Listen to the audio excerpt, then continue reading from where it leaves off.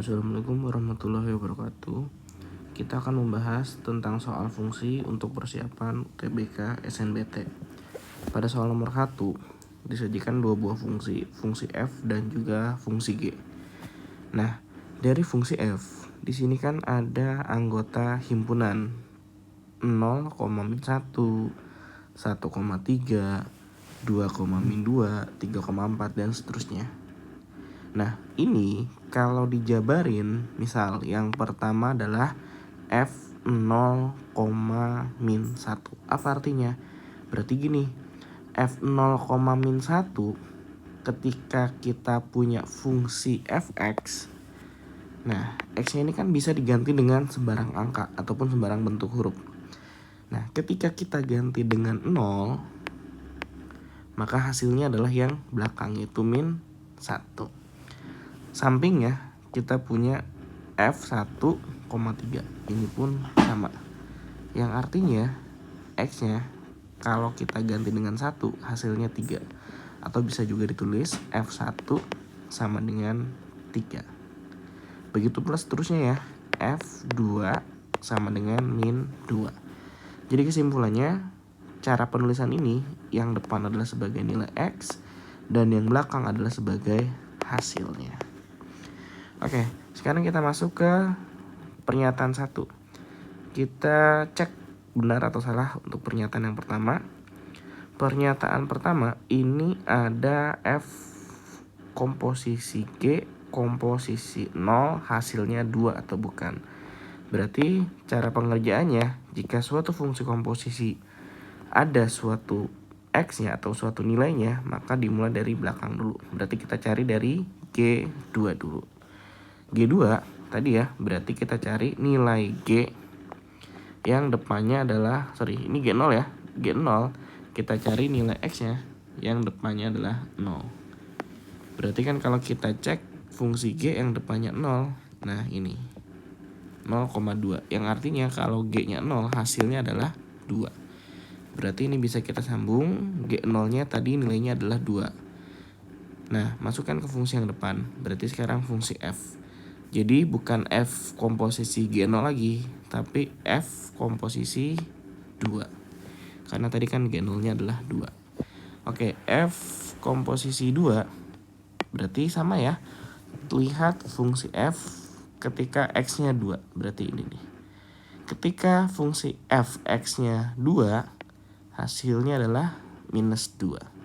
Berarti kalau gini pernyataan nomor 1 tidak sesuai, karena seharusnya minus 2 bukan positif 2. Untuk pernyataan nomor 2, ini pun cara pengerjaannya sama.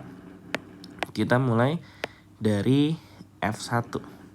F1 berarti kita lihat fungsi F ketika X-nya 1, berarti yang ini. Nah, jadi hasilnya adalah 3. Masukkan ke fungsi yang depan. Berarti sekarang bukan G komposisi F1 lagi, tapi G komposisi 3. Karena tadi F1 nilainya adalah 3. Nah, kalau G3 berarti lihat pada fungsi G yang nilai X-nya 3. Berarti yang ini ya, depannya 3, hasilnya adalah 3 juga.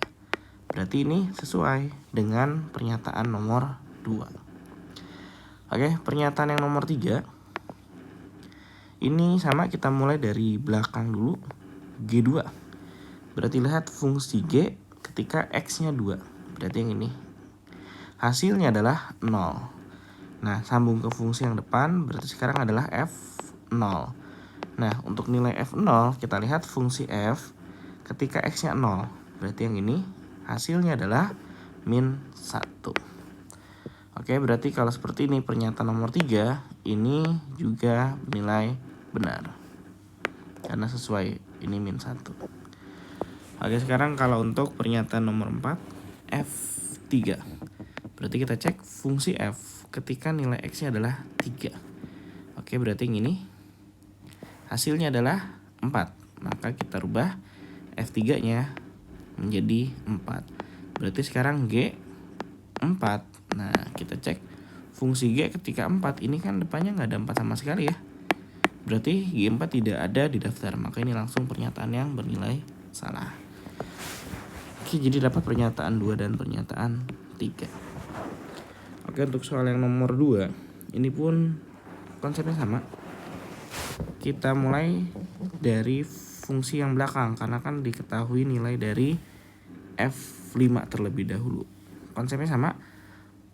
Pada fungsi F, ketika X-nya 5, berarti yang diambil. Nah, hasilnya adalah 13. Sambung ke fungsi yang depan. Berarti sekarang adalah fungsi dari G 13.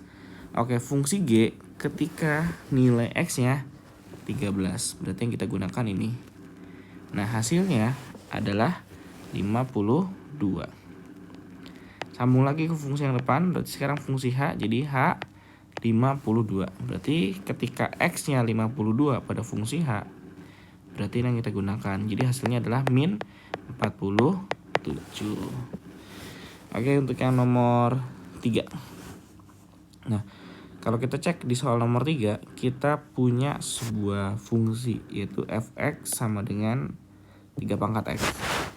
Nah, konsepnya ketika kita sudah punya sebuah fungsi, baik itu fx, gx, hx, ataupun fungsi apapun, dan yang di dalam kurung ini bukan fx yang ditanyakan, maka setiap nilai x langsung diganti sesuai dengan pertanyaan.